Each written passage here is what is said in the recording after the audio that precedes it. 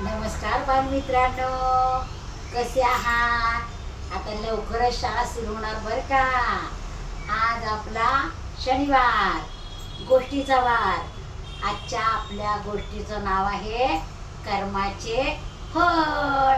मुलांनो, एक दुकान होतं बरं का मिठाईचं, आणि मिठाईच्या दुकानात लोकांनी मिठाई खाल्ली, काय काय समोसे वगैरे काही खाल्लं की ते तिथे पत्रावळ टाकून द्यायचे, ते डिश खाल्लेल्या बरं का. मग तिकडून एक कुत्रं यायचं.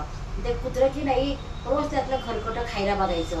पण तो दुकानाचा मालक त्याला चांगला दंडा मारायचा, त्याला हाकलून द्यायचा बरं का. तर एक दिवस नारद मुनी आणि त्यांचे मित्र ऋषी एक असे रस्त्याने जात असतात. तर मग ते तो दंडा मारतो की नाही, ते नारद पाहतात आणि नारद हसतात. तर ते ऋषी म्हणतात, का बरं तू हसलास? तर म्हणे, अहो कर्माची गती बघा. हा जो कुत्रा आहे की नाही, तो कुत्रा पूर्वी या दुकानाचा मालक होता, आणि तो की नाही कधी अन्नदान करायचा नाही, एक नंबरचा कंजूस होता. कधी कोणाला अन्न द्यायचं नाही, कुणी पाणी द्यायचं नाही, सारखा पैसे गोळा करायचा. पाण्याचे पैसे, जेवणाचे पैसे, सगळ्याचे पैसे तो जमा करायचा. आणि एवढं धन जमा करून ठेवलं. आणि त्याला एकुलता एक मुलगा, सगळं मुलालाच दिलं. आणि मग तो मुलगा पण त्याच्या पावलावर पाऊल ठेवूनच काही अन्नदान करत नाही, का कंजूस की बस. आणि मग हा कुत्र्या त्या शेढीला कुत्र्याचा जन्म आला.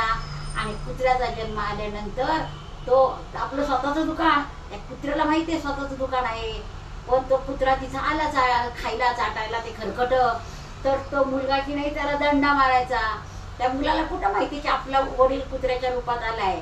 मग तो दंडा मारायचा. मग त्या कुत्र्याला खूप वाईट वाटायचं. तो इवळत इवळत मार खाऊन बाजूला जायचा. म्हणून मला हसायला आलं की कर्माची गती कशी असते. म्हणून जिवंतपणी भूतदया करावी. एखादं कुत्र, एखादं मांजर आलं तर त्याला थोडासा भाकरीचा तुकडा घालावा, किंवा मग प्राण्यांना मारू नये, किंवा गरिबाला एखाद्या भुकेल्याला अन्न द्यावं. म्हणजे स्वर्गातली सगळी दारं आपल्याला मोकळी असतात.